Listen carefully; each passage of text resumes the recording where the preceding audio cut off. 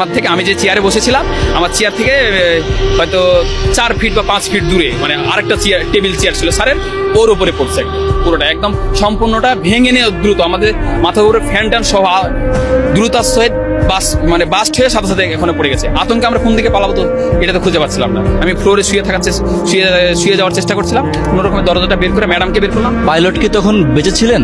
আমি ওটাতে খেয়াল করিনি, ওখানে আমি বুঝতেই পারিনি যে ওটা পাইলট ছিল। প্রথমে আমি তো আতঙ্কে মানে ওখানে হচ্ছে ধুলাবালির মানে অন্ধকারে ওখানে কি পড়ছে সেটা কিন্তু আমি মানে বুঝি না। ওখানে যা বুঝতে পারলাম যে আপনার বাচ্চাগুলো তো বের হয়ে আসছে, হয়তো যে গার্ডিয়ানটা বা টিচারটা তার পিছনে যে বাচ্চাটা, বুঝলাম যে বডিটা হচ্ছে যে কলেজের বিপরীত দিকে বডির মাথাটা পড়ে আছে, মানে বাচ্চাটা নিয়ে বের হয়ে আসার সময় সেখানে বিস্ফোরণ হয়েছে।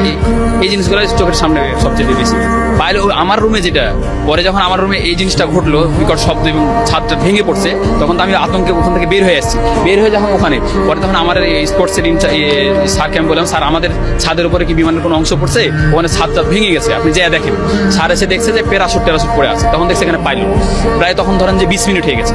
আমি যদি আগে বুঝতে পারতাম যে এখানে আপনার পাইলট পড়ছে, তাহলে তো আমি হয়তো অন্যান্য সবাইকে ইনফর্ম করতাম যে ওখানে একজন আছে বাঁচানোর চেষ্টা। আমি তো আতঙ্কে ওখান থেকে বের হয়ে আসছি, মানে ধোঁয়া না আপনার ধুলার ইয়াতে বের হয়ে আসছে। আমি এবং আরেকটা ম্যাডাম ছিল, বের হয়ে আসছি। তারপরে ওখানে তো যাইনি। পরে যখন আমার স্যারকে বললাম, স্যার ওখানে কি করছে দেখেন। পরে স্যার দেখলো যে ওখানে প্যারাশুট আছে, তখন বিমান বাহিনী বা অন্য বাহিনীর একজনকে নিয়ে গিয়ে দেখছে ওখানে পাইলট আছে। পরে প্রায় 20 মিনিট হয়ে গেছে, কিন্তু আমি তো বুঝতে পারিনি যে ওখানে পাইলট পড়ছে বা কিছু একটা।